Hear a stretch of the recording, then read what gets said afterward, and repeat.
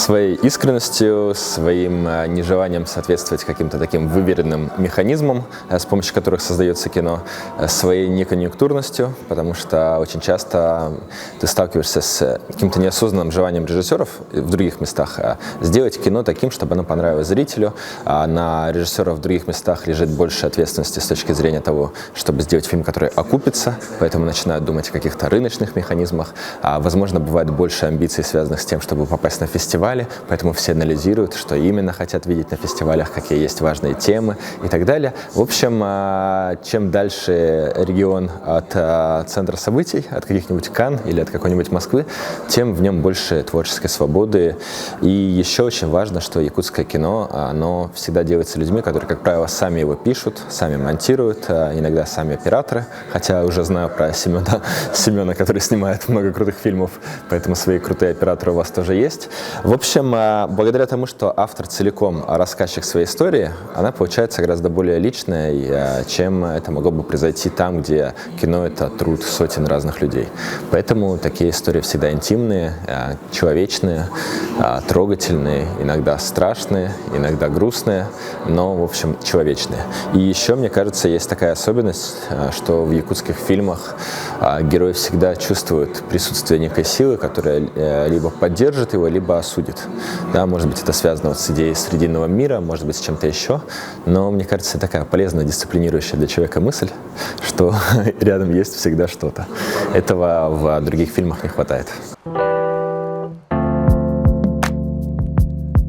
Сложный вопрос, потому что если смотреть, какие фильмы побеждают на «Оскаре» в категории «Лучший фильм на иностранном языке», то мы увидим, что за последние 10 лет, наверное, 8 или 9 режиссеров, которые там победили, это какие-то очень и очень именитые люди, которые работают в этой индустрии уже лет 20-30.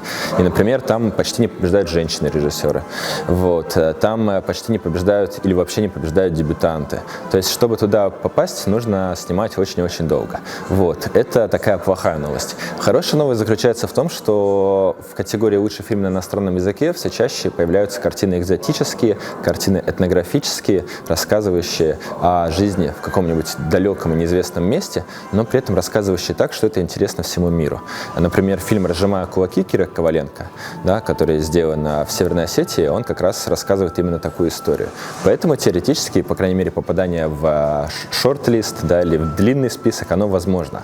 Для этого нужно сначала попасть на какой-то международный фестиваль, и мы уже видели якутские фильмы в Берлине, в Торонто, в Пусане, а дальше уже лететь на «Оскар». Так что, в общем, я думаю, шансы быть замеченными есть, а шансы выиграть, они у якутского кино точно так же, как и у фильмов, сделанных где-нибудь на Кавказе или сделанных вообще в России, да, в центральных регионах, они невысокие пока что.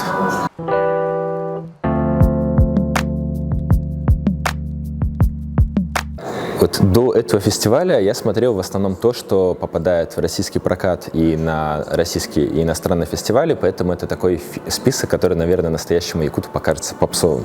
То есть, если брать Бурнашова, то это «Черный снег», если брать Давыдова, то это «Костер на ветру», Пугова, «Надо мной солнце не садится», если брать Любовь Борисову, не «Надо мной солнце не садится», а «Нет Бога, кроме меня».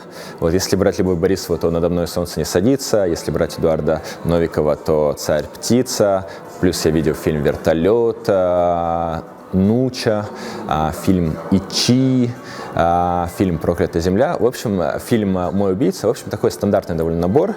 Но вот сейчас, как раз, когда я приехал, я стал смотреть какие-то диковинные истории. Их пока нельзя оценивать, потому что я в жюри, вот, и говорить о них публично, но они трогательные, они интересные, они интригующие, они сложные, необычные.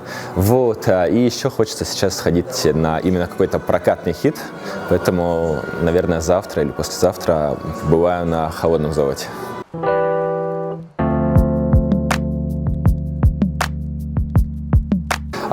Это зависит от стратегии продвижения, потому что вообще, в принципе, известно, что широкий зритель не любит смотреть кино с субтитрами. То есть это касается не только якутского кино, которое может выйти с русскими субтитрами, это касается и французского, и английского, и итальянского, любого другого кино. Это уже большое препятствие, из-за которого прокат будет ограниченным. И кинотеатры не будут рисковать, выделяя свое место под такие фильмы.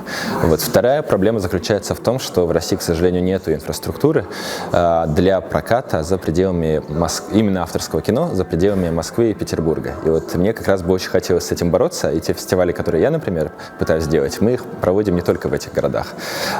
И почему я верю, что есть огромный потенциал, потому что когда я жил в городе Иркутске, и у нас проходил так называемый фестиваль британского кино, у нас были огромнейшие очереди на него. Вот, то есть люди жаждут каких-то сложных зрелищ, люди жаждут возможности контакта с другой культурой, с другой цивилизацией, поэтому людям-то все интересно, но нету именно воли прокатчиков, каких-то маркетинговых ресурсов, чтобы взять и донести эту мысль до людей.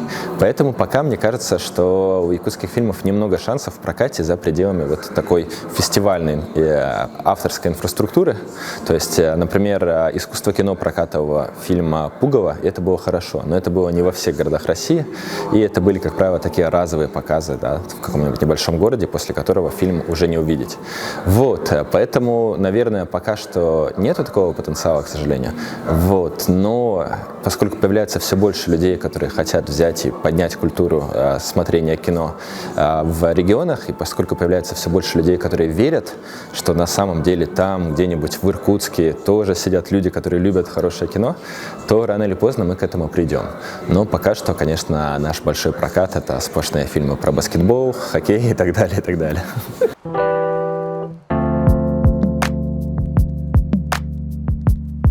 Нет, это же очень интересно. Во-первых, я все время скучаю по снегу, вот, потому что в Москве, где я последние годы живу, его гулькин нос, а там, где я вырос, в Сибири, его много, и перед Новым годом увидеть снег — это всегда хорошая, мне кажется, примета.